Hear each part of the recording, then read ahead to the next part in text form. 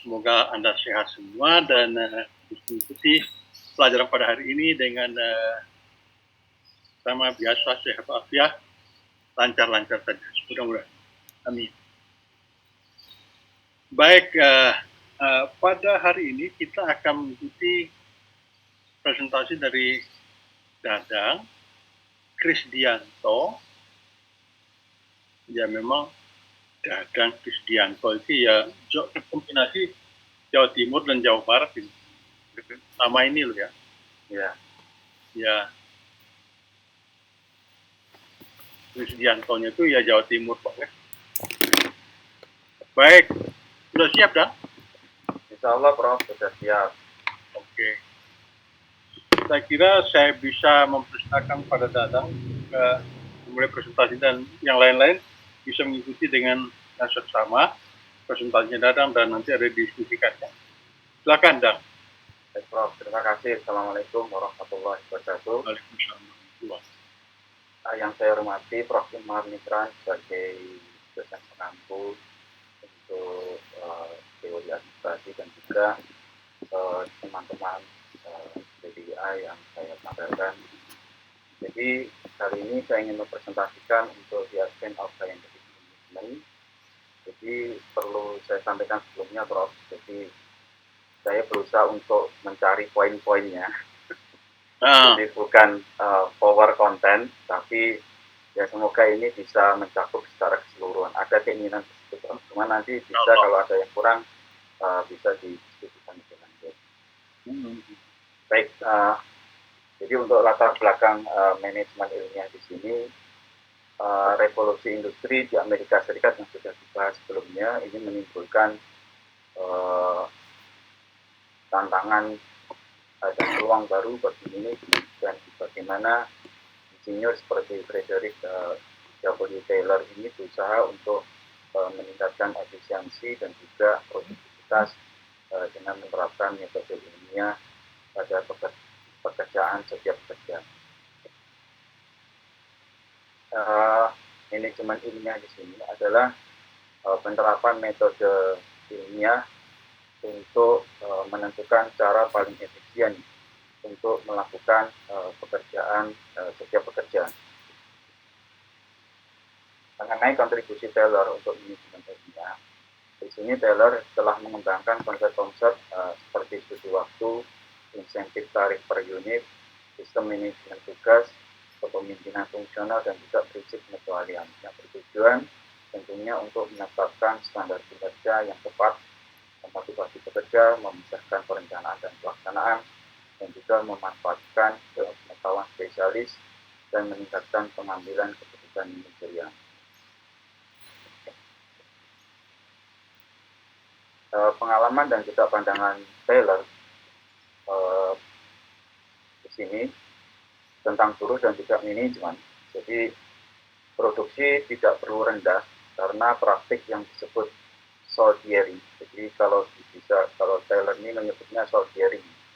Jadi di mana pekerja dengan sengaja bekerja secepat mungkin sambil berusaha membuat bos mereka ini percaya bahwa mereka bekerja dengan cepat. Taylor memperkirakan bahwa produksi pekerja ini hanya sepertiga dari yang mungkin dilakukan. Gitu. Nah, di sini pengalaman dan juga pandangan Taylor tentang buruh dan manajemen. Di sini Taylor membedakan ada dua jenis soldiering. Ini pertama adalah soldiering alami. Ini berasal dari naluri alami dan juga kecenderungan manusia ini untuk bersantai sebenarnya. Terus yang kedua, soldiering sistematis. Ini berasal dari pikiran dan penalaran lebih rumit pekerja yang disebabkan oleh hubungan mereka dengan orang lain. Nah, soldiering alami di sini dapat diatasi dengan menginspirasi atau memaksa pekerja untuk mencapai standar yang ditetapkan. Nah, untuk soldiering sistematis ini menyajikan masalah yang berbeda dan manajer selama bertahun-tahun telah mencoba mengatasi kecenderungan pekerja untuk dengan sengaja melakukan pekerjaan lebih sedikit. Jadi Taylor ini memahami bahwa pekerja softwaring ini dengan beberapa alasan. Pertama, mereka takut bahwa jika mereka bekerja lebih cepat, mereka akan menyelesaikan pekerjaan mereka dan dipecat.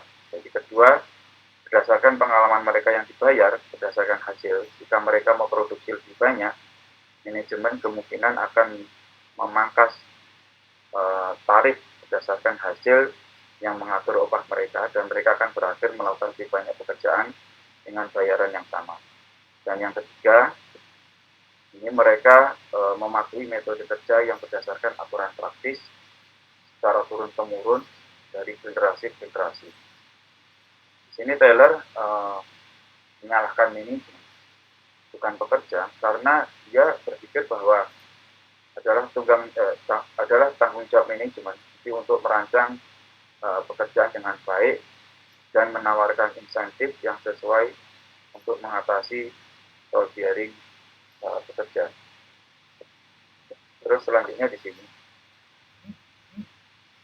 Jadi pengalaman dan juga pandangan Taylor tentang buruh dan manajemen. Tentang buruh, Taylor ini mengakui dia dalam kutipannya, saya menghadapi dinding batu.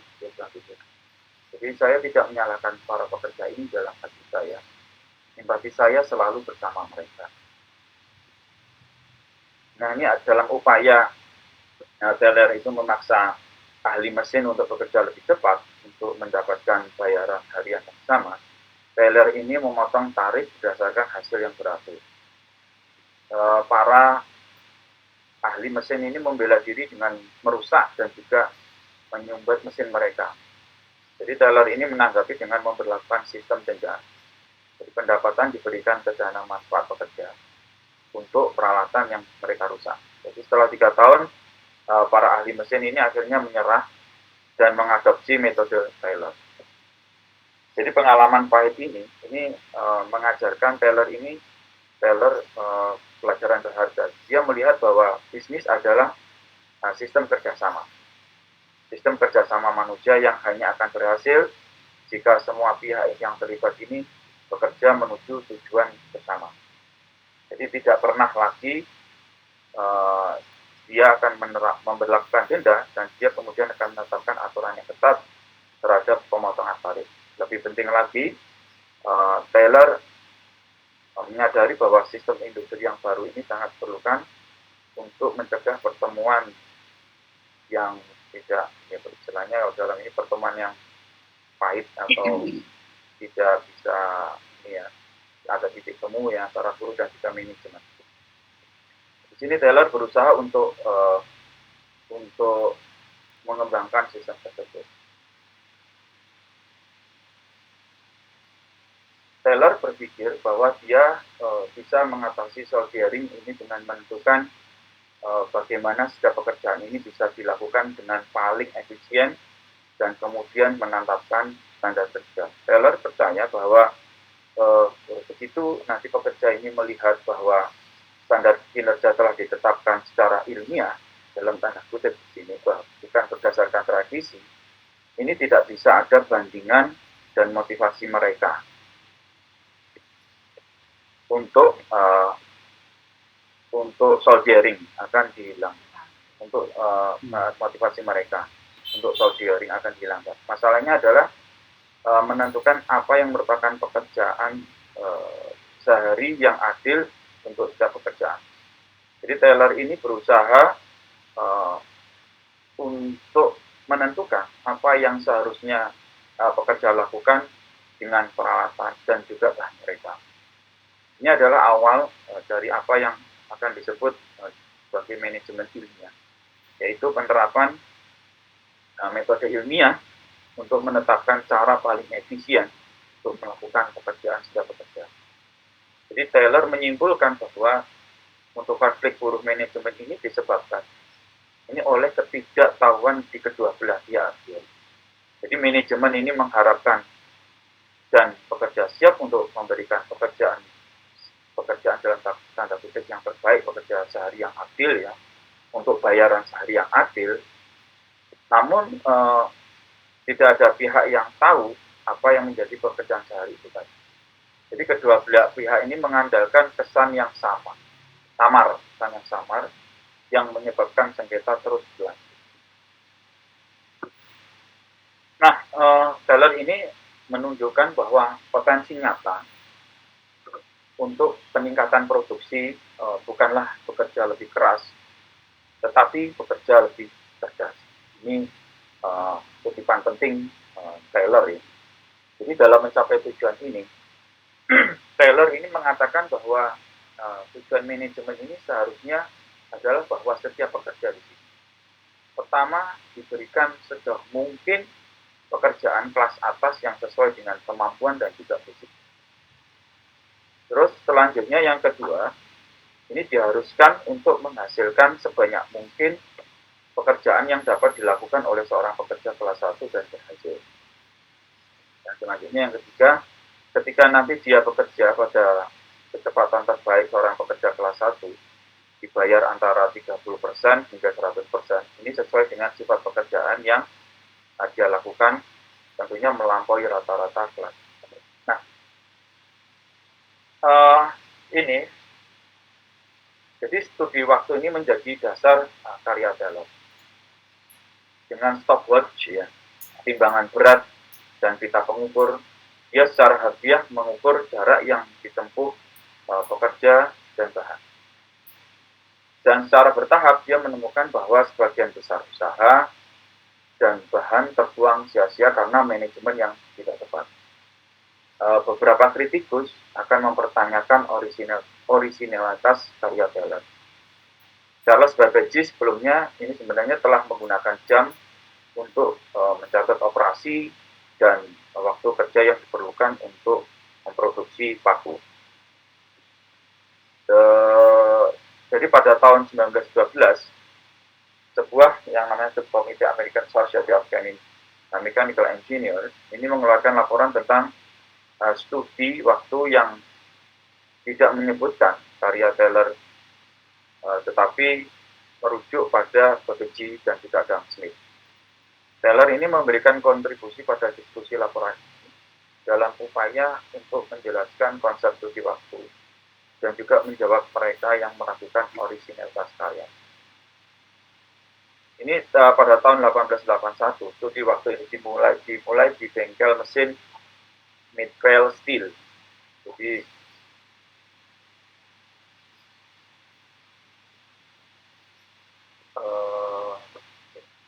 terus sistem manajemen tugas ya Taylor ini bergantung pada perencanaan yang cermat. Jadi setiap hari pekerja ini diberi tugas dan juga petunjuk tertulis yang rinci serta batas waktu untuk menyelesaikannya. Jadi studi waktu ini digunakan untuk menentukan jumlah waktu yang dibutuhkan untuk setiap tugas. Jadi metode, alat, dan juga bahan distandarisasi. Jadi tantangan yang dihadapi oleh manajer bahwa sistem Taylor ini adalah bagaimana cara terbaik untuk mengorganisir dan juga membimbing pekerja menuju penyelesaian. Untuk membantu manajer, Taylor ini mengembangkan bentuk pengawasan yang unik disebut dengan kepemimpinan fungsional. Taylor menentukan kualitas yang menurutnya membentuk seorang kepala bagian yang memang dia itu berpengetahuan luas, otak, pendidikan, dan juga pengetahuan khusus atau teknis, tekatan atau kekuatan fisik, taktik, energi, semangat, kejujuran, pertimbangan atau akal sehat, dan juga kesehatan yang baik. Nah, Taylor ini yang telah melawan penyalahgunaan sumber daya fisik dan manusia selama hampir 30 tahun, menulis tentang konservasi sumber daya bangsa ya dalam bukunya tahun 1911 mengenai The Principles of Scientific Management. Dia menyatakan tujuan buku tersebut sebagai berikut. Pertama, ini menunjukkan melalui serangkaian ilustrasi sederhana kerugian besar yang seluruh negara alami melalui ketidakefisienan hampir dalam semua tindakan sehari-hari kita. Kedua, ini mencoba meyakinkan pembaca bahwa obat untuk ketidakmampuan ini pada manajemen sistematis, bukan pada pencarian seseorang yang luar biasa atau aneh. Ketiga, membuktikan bahwa manajemen terbaik adalah ilmu sejati, beristirahat pada bersandar pada hukum, aturan, dan juga prinsip yang jelas sebagai dasar. Dan lebih lanjut, untuk menunjukkan bahwa prinsip-prinsip dasar manajemen ilmiah ini dapat diterapkan pada semua jenis aktivitas manusia, dari tindakan individu sederhana kita hingga pekerjaan perusahaan besar kita yang memerlukan kerjasama sampai tingkat paling rumit. Nah, jadi pokok utama manajemen kata Taylor ini haruslah untuk mengamankan kemakmuran maksimum bagi pengusaha yang dipasangkan dengan kemakmuran maksimum bagi setiap karyawan. Ini pendapat Taylor ya.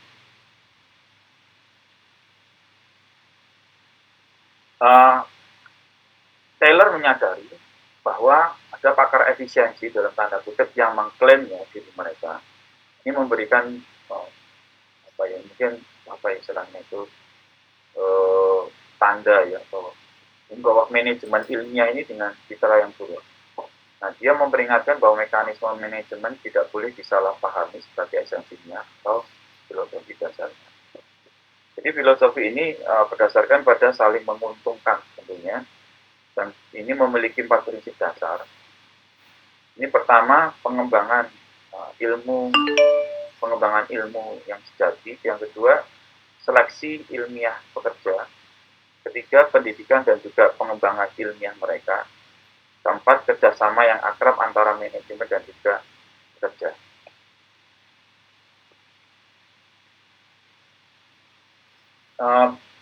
Bagi Taylor, di sini tidak ada elemen tunggal yang membentuk manajemen ilmiah. Jadi tepatnya itu adalah kombinasi elemen, ya, kombinasi elemen di sini. Kombinasi elemen sini pertama, ilmu tidak bisa, bukan sebuah hitungan jari ya. Ilmu itu bukan sebuah hitungan jari. Jadi harmoni bukan ketidaksepakatan. Kerjasama ini bukan individualisme, dan juga output maksimum ini sebagai pengganti output yang terbatas. Dan yang selanjutnya, pengembangan setiap orang ini menuju efisiensi dan juga kemakmuran terbesar.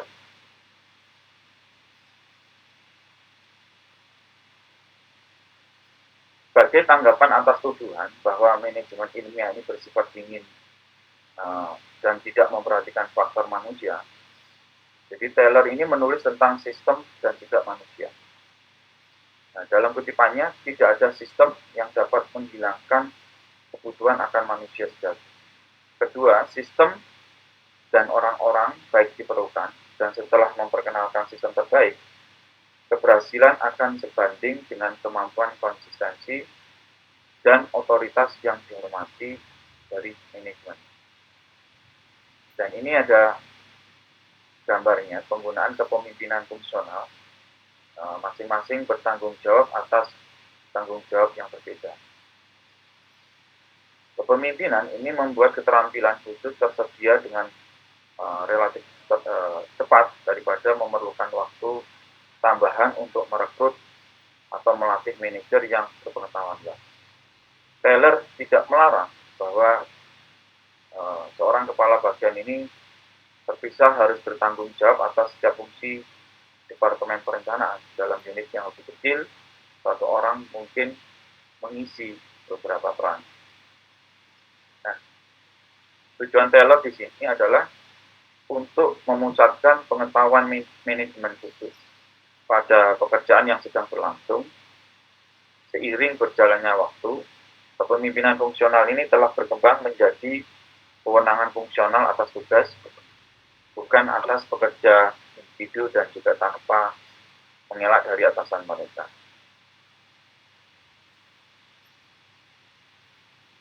Berbeda dengan BPG, Taylor menggunakan studi waktu untuk tujuan inferensial daripada deskriptif. alih-alih hanya mendeskripsikan apa adanya, Taylor menggunakan studi waktu untuk menemukan apa yang mungkin dalam meningkatkan kinerja pekerjaan. Di sisi lain, serikat pekerja yang melakukan perundingan bersama, terutama serikat buruh atau tukang, gitu. Kalau karena banyak pegawai yang tadi dari serikat tukang ini, dan berbagai persaudaraan kereta api, masinis, ini menentang semua aspek metode Taylor, jadi terutama studi waktu. Jadi pemimpin buruh ini menggambarkan rencana pembayaran tarif satuan Taylor itu sebagai kembalinya eksploitasi dalam tanda kutip sweatshop. Jadi apa itu? Tokonya orang-orang yang berkeringat, apa itu? Sweatshop. Sweat itu keringat, shop itu toko, jadi situ. Karena metode Taylor yang lebih efisien seringkali mengakibatkan PHK di situ. Jadi pekerja yang tidak diperlukan buruh khawatir bahwa penerapan metodenya akan menyebabkan kehilangan pekerjaan. Jadi buruh yang terorganisir telah berjuang keras ya untuk mencapai status mereka asing, dan mereka secara naluriah menganggap bahwa segala sesuatu yang baru yang berasal dari manajemen adalah untuk keuntungan pemilik dan merugikan buruh. Karena Taylor ini dengan tegas jadi percaya bahwa metodenya bersifat objektif atau ilmiah. Dia tidak pernah sepenuhnya memahami sikap buruh yang bermusuhan. Artinya dia tidak mempedulikan satu persatu ya dari buruh itu, tetapi dia secara objektif bagaimana manajemen ini dibuat secara efektif. Dia berusaha melawan ya, penentangan buruh ini dengan menyatakan dukungannya terhadap serikat pekerja dan menunjukkan bahwa metode efisien yang dia usulkan ini secara historis meningkatkan lapangan kerja. Ini yang diberikan oleh Taylor. Jadi bukan menguranginya. Namun demikian, faktanya bagi seluruh perusahaan untuk memperkenalkan manajemen ilmiah adalah mengundang masalah buruh.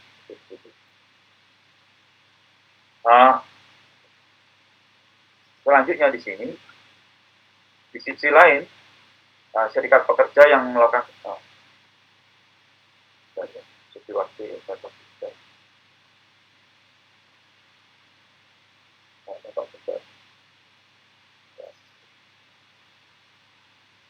ini ada juga General William Crozier, jadi kepala Departemen Ordinasi, ini telah membaca karya Taylor dan melihat kelayakannya untuk gudang senjata militer pada waktu itu. Crozier ini memilih gudang senjata militer di Watertown, Massachusetts, dan juga Rock Island, Illinois, sebagai lokasi untuk menguji metode Taylor.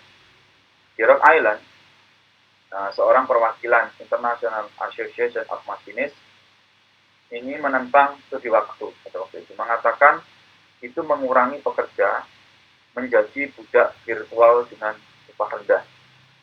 Jadi asosiasi International Association of Machinists ini menentang metode ini, metode Taylor, baik dalam aplikasi pemerintah maupun non-government pemerintah. Nah, ini Taylor menyarankan kepada Crozier ini untuk menerapkan manajemen ilmiah di Watertown. Meskipun ada perlawanan di Rock Island. Tetapi memperingatkannya untuk melakukannya dengan hati-hati, step by step, termasuk pertama-tama mengetahui pendapat pekerja di setiap departemen. Kalau J-Bart yaitu dia mencoba mengikuti saran Taylor, tetapi masalah muncul ketika Dwight P. Merrick ini membantu Bart. Jadi dia mulai menggunakan stopwatch untuk mengukur waktu prosedur yang digunakan oleh pekerja percetakan di Arsenal. Jadi salah satu pekerja percetakan ini menolak membiarkan Merrick ini mengukur waktu kerjanya. Jadi dia menolak gitu. Ini dengan alasan bahwa organisasi serikat pekerja ini sebagai alasan penolakannya.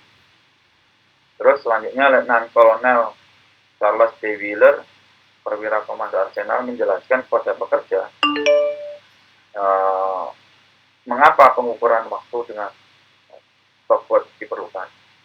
Pekerja itu sekali lagi menolak dan diberhentikan karena penolakan untuk mematuhi perintah. Dipecat lah, seperti itu. Pada bulan Agustus 1911, mogok pertama di bawah sistem manajemen tugas Taylor terjadi di Watertown Arsenal. Jadi Taylor ini menyalahkan ya seluruh masalah ini pada kesalahan taktik. Pendapat para pekerja tidak pernah diperiksa dan mereka tidak pernah diberi penjelasan tentang tujuan studi waktu. Itu kritikan dari Taylor ya, karena langsung diterapkan tanpa ada sosialisasi ke bawah. Jadi Taylor ini tidak menyalahkan pekerjanya karena dia melakukan pemogokan bahkan ada yang bekerja, tetapi menyalahkan upaya yang terlalu dini untuk mengukur waktu berbagai pekerjaan tanpa mengikuti teknik yang direkomendasikan oleh Taylor untuk berkonsultasi terlebih dahulu dengan para pekerja. Selain itu, seperti yang selalu dilakukan Taylor sebelum melakukan studi waktu apapun, jadi Arsenal ini belum diorganisir ulang sesuai metodenya. Di mogok ini berlangsung selama 1 minggu sebelum para pekerja ini kembali dan tidak menunjukkan konsistensi lebih lanjut. Nah, berbeda dengan BPG, Taylor ini menggunakan studi waktu ini untuk tujuan informasional daripada deskriptif. Ya, ada hanya mendeskripsikan apa adanya. Taylor menggunakan studi waktu untuk menemukan apa yang mungkin dalam meningkatkan kinerja pekerjaan.